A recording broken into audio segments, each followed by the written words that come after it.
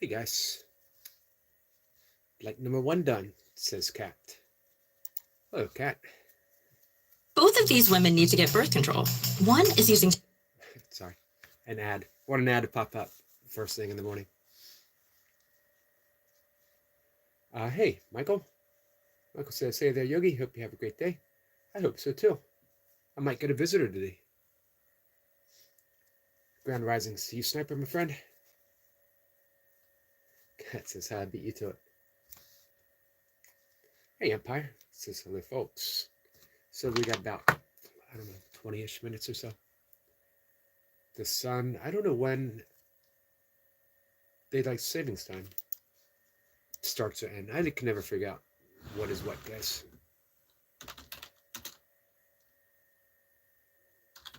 Let's look that up real quick.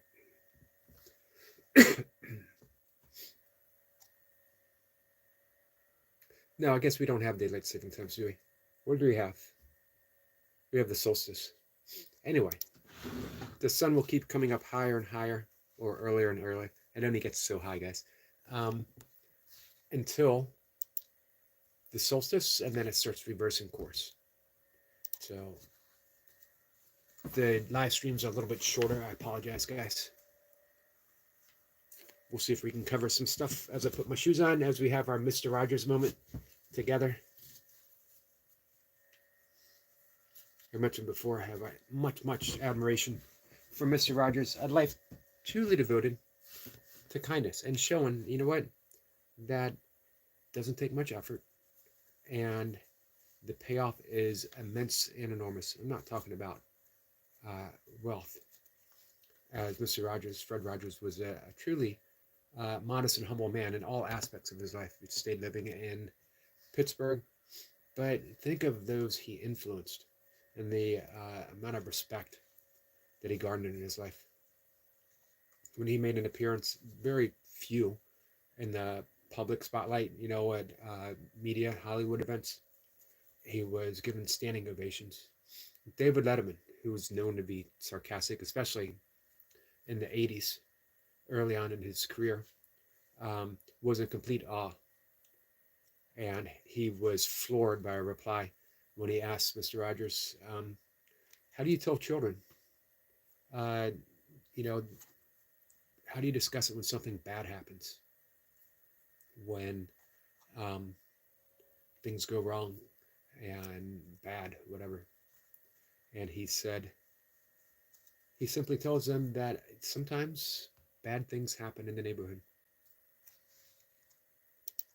Beautiful reply. He was a beautiful man. Let's see. I am interested. Empire. Empire says I have another sermon I finished. Your last one was awesome. We agree. I think on. We disagree on semantics. Semantics. We disagree on even how to say semantics. But I think in essence, I think when we get past all that, we agree on more than we disagree with. Unless you disagree with that. I want to bring up A Course in Miracles. So you know what? Let me read. This was cat inspired. I don't often read my own stuff in the morning. I prefer to go straight to the source. But let me read. Again, this was inspired by Cat.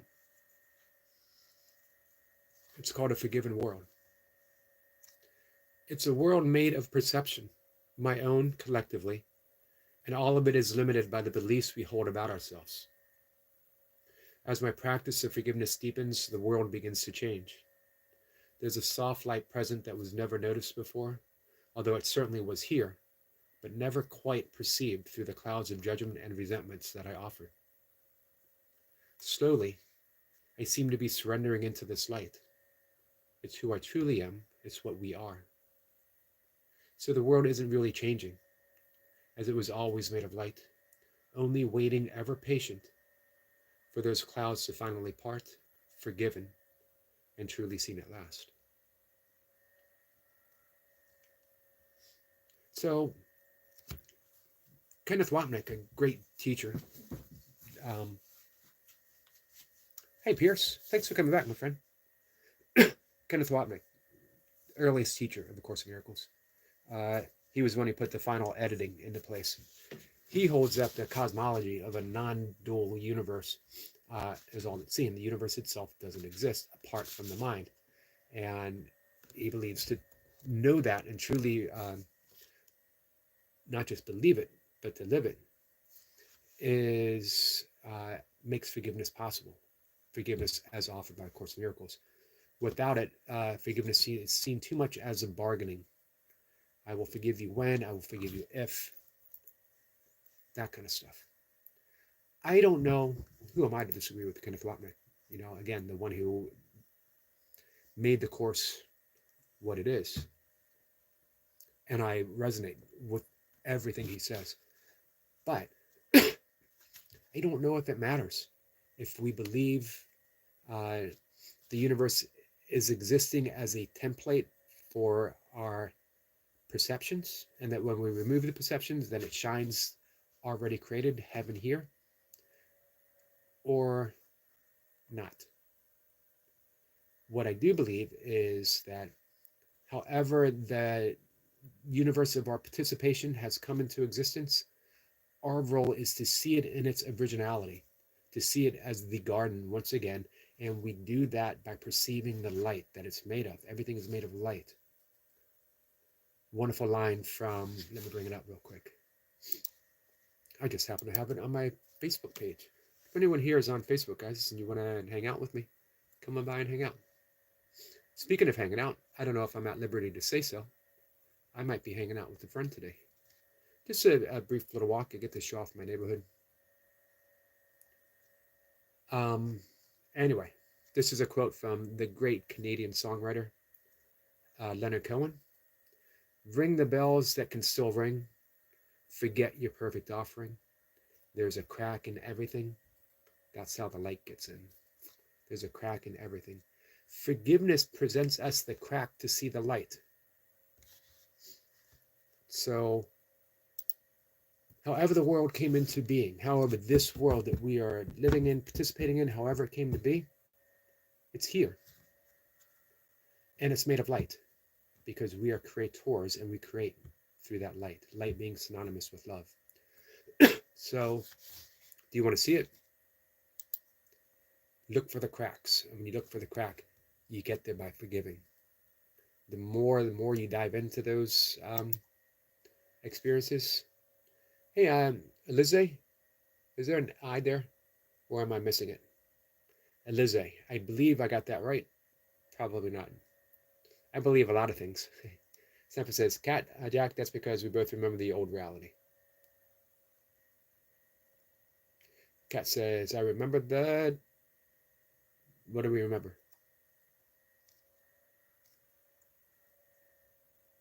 Rose says, a good video about the AI hallucination, being caught in the either in between or multiple realities.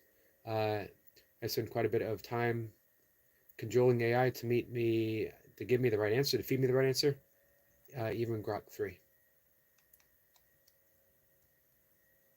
Artificial intelligence is still artificial intelligence. If you want to experience reality, surrender, surrender, surrender. Realize that all you see, all you're perceiving is based upon the conditioning and the thoughts that you have in the present moment and you hold in the past, and those who came before you, seemingly came before you, hey Vamps, held as well. Empire says, we have similar thought processes on some stuff, but on other stuff we differ highly, mainly because I will always hard anchor back to the Bible, the exclusivity,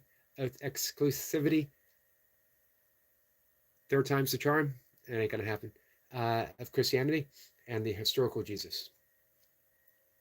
Where it says, you may disclose, but I apologize in advance if my disheveled appearance, my car has no C, and it's been a humid ride. Yeah, you're in Baltimore. Baltimore is humid. Oh, so William is coming to visit. We're going to take a walk about 11:15, 11:30. I do a short afternoon walk before I come back, and then I meditate, and then I go live. So William's going to join me for that walk.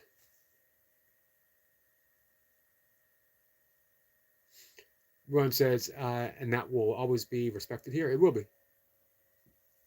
Nice to see you, Goldie. William says, I read Alize, but like say, but with Z. Empire says, but I will definitely send it to you. I appreciate that, William, and I appreciate you as well. Vamp says hi to everyone. I hope you're having a good day, Goldie. Wonderboy says, it's annoying. My watch hour is still saying updated. Last 31st, so far behind. Yeah, I wonder what's up with that. Wonderboy, sorry about that. Empire says, I'm helping you learn the word. You are helping me. Exclusivity. Gosh. Stupid mouth. Semper says, Eric, did you watch all that? I did not watch all the video of it. I watched through it. But it's saved. So I dive back in when given the opportunity. Vamp says, at work, a little bit on the annoyed side. I'm sorry, Goldie. William says, what happened, Goldie? Everyone's saying hi. So, for me, my reading for this morning in the text of A Course in Miracles, not the workbook, but the text.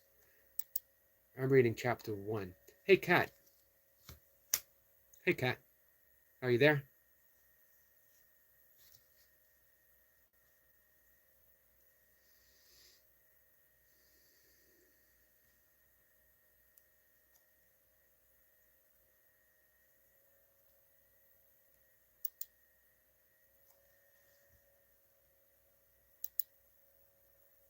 Kat says yes.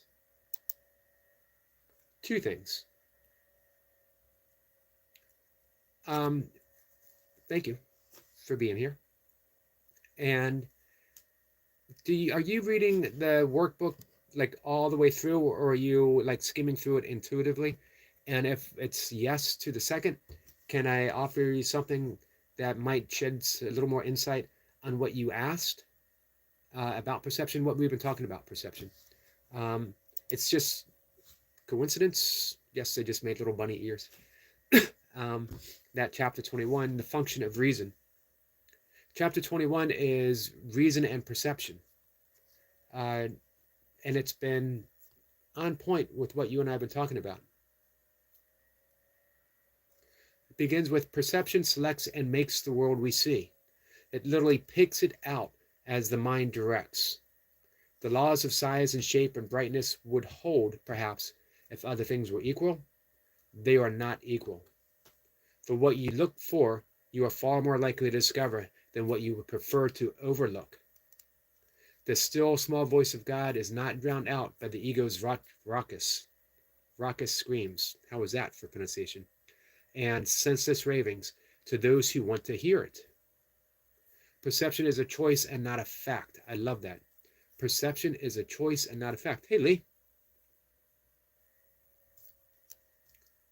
Perception is a choice and not a fact. But on this choice depends far more than you realize as yet. For on the voice you choose to hear and on the sights you choose to see depends entirely your whole belief in what you are. Do you believe that you are an ego, small, separate, isolated, cast out of the garden, sinful? If you believe that, there is your perception. That's the world you live in. However, we have witness to the great saints of every single tradition, from Zen masters to Buddhist sages to yogic seers to Christian saints who live in a world of light, shimmering world, pure and full of love, existing right here and now. And you have, if you take the words of Jesus in the Bible, what could be considered only the true words, because remember, everything was written, almost everything was written after the fact, by those who were not present. Some biblical scholars believe that only actual words spoken by Jesus are found in the Beatitudes. One important thing to remember when Jesus says the kingdom of heaven is within, and then we spend an entire lifetime believing we will attain the kingdom of heaven just by going to church, just by spending one day a week and on the occasional holiday, but not practicing the way of Jesus. the humbleness, the meekness, the willingness to forgive 7 times 70, that we think it's all about belief, saying you're saved by believing that Jesus is the Son of God and that he died for your sins. That's enough. And yet Jesus gives explicit directions on how to conduct ourselves. And they fall in line, by the way, perfectly with the yogic yamas and niyamas that I follow. For me, I love the simplicity of A Course in Miracles. Forgive, be kind, proceed through life. Anyway, perception is a witness, but to this and never to reality. Perception is never a witness to reality. It is perception and not fact.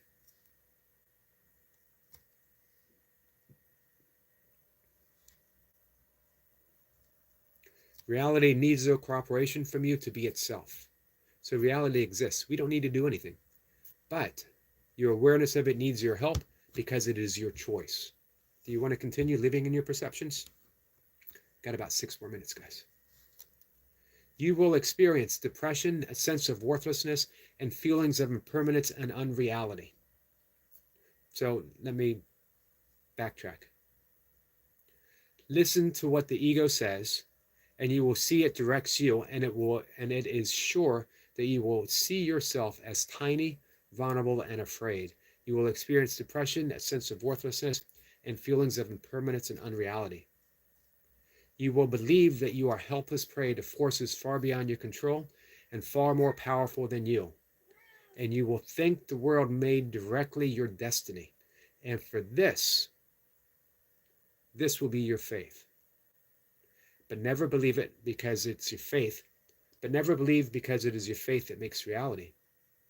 There is another vision and another voice in which your freedom lies, awaiting but your choice.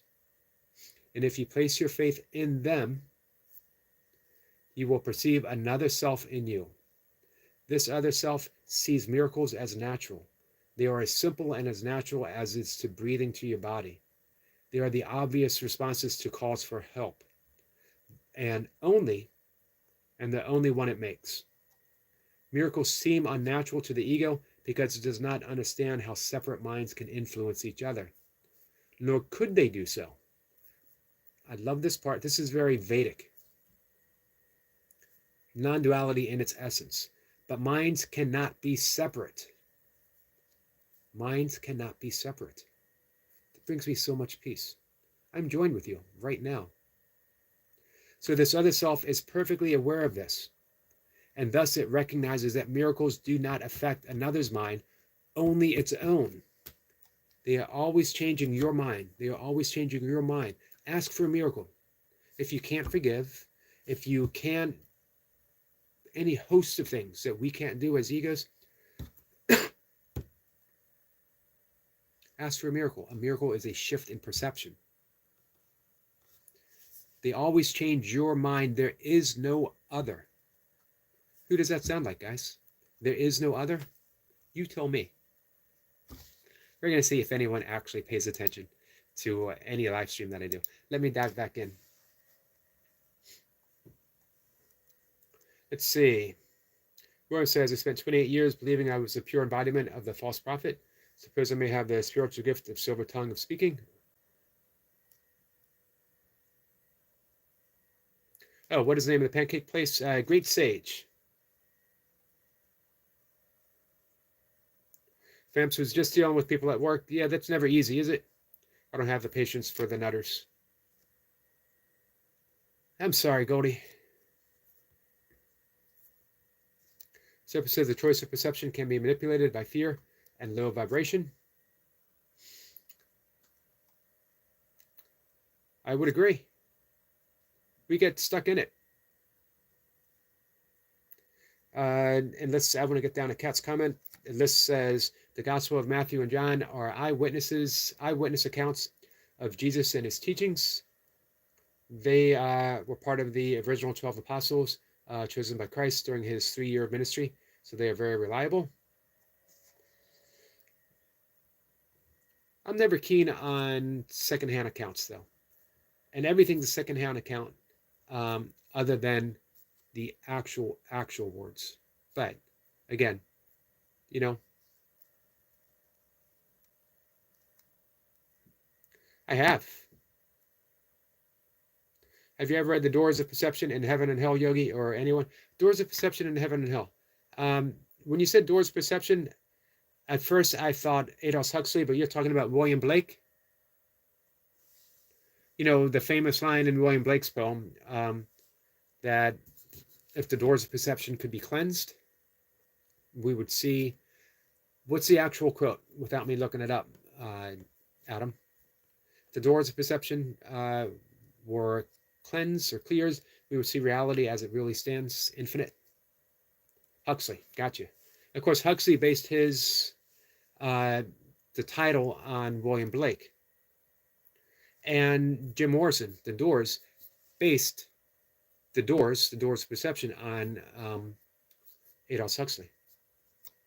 Yeah, I got a copy in the other room. There's Cat. So it's okay to see the ego world as long as you can see it for what it is, just part of the illusion. Yes, because this is where we find ourselves. And the ego world is our classroom. Not only is it okay, it's required. Because if you don't see it, if you don't participate, you don't forgive, and you don't see reality. You're not here by accident, although it was accidentally created. Does that make sense? The tiny mad idea was an accident because we forgot to laugh at it. The tiny mad idea is the birth of this. We forgive that tiny mad idea by remembering to laugh, by being gentle, by being kind. We're all participating in a great mistake. What do you do when someone makes a mistake? When someone errs? Gently correct ourselves. If we found ourselves heading east when we wanted to go west, would we punish ourselves, or we just switch directions? If someone came to you and they were going east and they wanted to go west and they asked you for directions, would you tell them how stupid they were for going in the wrong direction, that they were evil, that they made this grievous mistake? No, you're never going to get east. You're never going to find it. You were going west all this time. Or do we gently correct them? Sorry, my friend, you were going this way, you want to go that way. Not only that, I'll take you with you, and I'll be your guide. Hey, Kadre. Kat says, yes, of course. I'm going to kick myself for going the wrong way. Do you think you'll still kick yourself for going the wrong way? Or do you think that you're going to be a little more gentle with yourself? Hey, I have absolute, all-abiding love for Kat and Jack. The last thing I would ever want to see is for Kat to kick herself for going the wrong way. What I would love to see is Kat say, oops, wrong direction. Hey, Yogi, hop in the car and let's go east.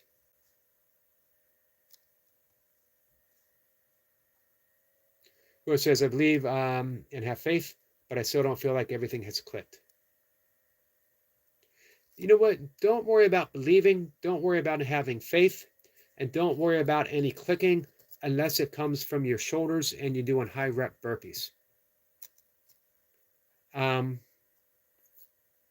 Which happens to me, by the way.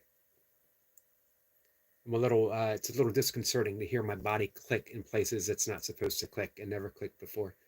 Don't worry about any of that, boy.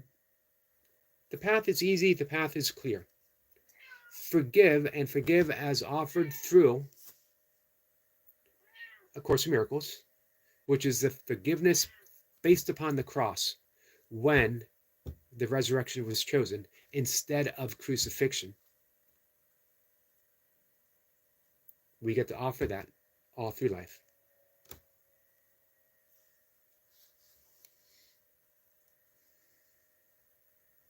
Everything falls into place from there, William. Adam says, yeah, Yogi, I figured you scholar, you. More curious than anything. All right, guys, so in just a minute, I gotta go. Hey, Reinhardt's, how are you, my friend? Susanna, how are you? So there'll be no kicking cat. Cat says it clicks when it's the right time for you, when it's the right timing for you. Yes. Yes. Bram says today's a gift. That's why it's called present. Absolutely, Goldie. Absolutely. Hey, Anna. Nice to see you. Lee says, have a good day. Bye for now. You too, Lee. Lee is out in the world doing good, and that fills me with a great sense of peace, guys. So there's people like Magnetic North Adventures out in the world. William says, oh, wow, that place isn't far from me, the vegan restaurant. Nope, not far at all. Are you in the city proper? I don't make it to Baltimore City so much. There's a great vegan restaurant in the city called, I don't remember what it's called. Oh, the Land of Kush. Kush.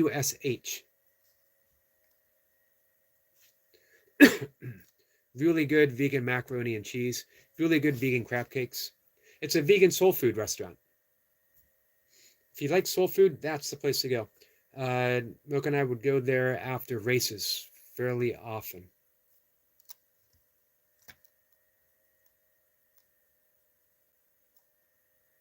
If you stop in there, William, if you're driving through the city and you see it, the Land of Kush, ask for the owner and ask the owner if he remembers the ultra runners, the vegan ultra runners. Good morning, Anna. Yep, Cat's in Tennessee.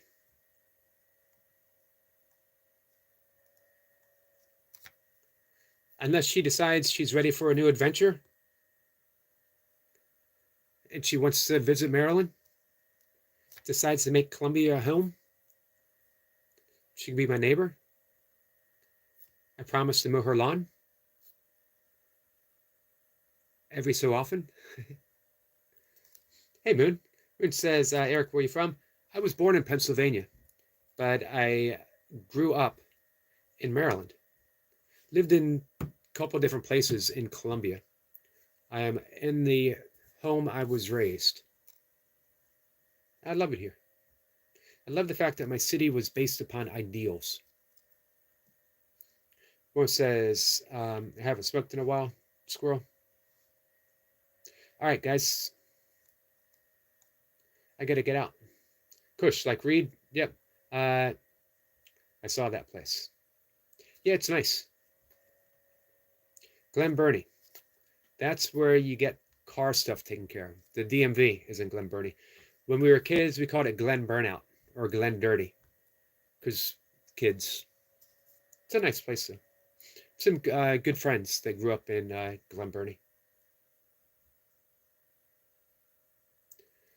For all of you who have children, that was a quote from Kung Fu Panda. I haven't seen that.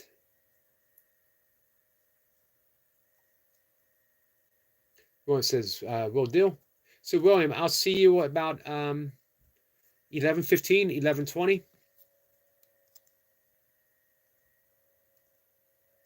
Thank you, Vamps. Thank you, Goldie. Moon says, do you teach yoga? I teach meditation and breath work, which are, for me, all the all-important aspects of yoga. I talk about the philosophy, what I consider let's say I teach the 8 limbs of yoga, Raja Yoga. I talk about yoga. I'm a certified meditation teacher, a certified breathwork coach, pranayama coach. I would say, as a teacher, what I teach is A Course in Miracles. What I teach is kindness. What I teach is forgiveness. Hey, Rosie. Oh, I'll send you the address right after the live stream, Roy.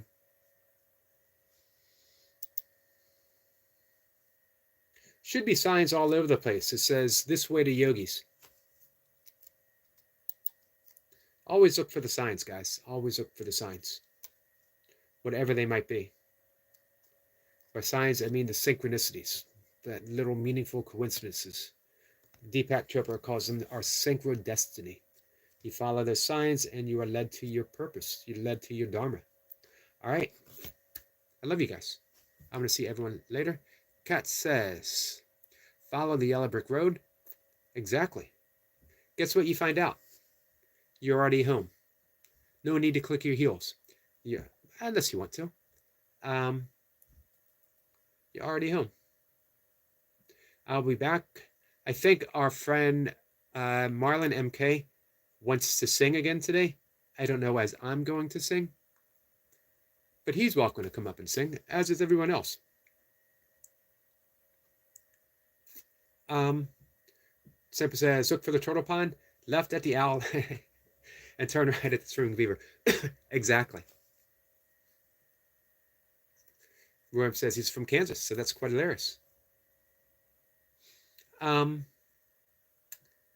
was going to say something to Kat. Now I don't remember. Anyway, Kat, I hope you have a wonderful day. You're at work today, right? Hope you have a wonderful day.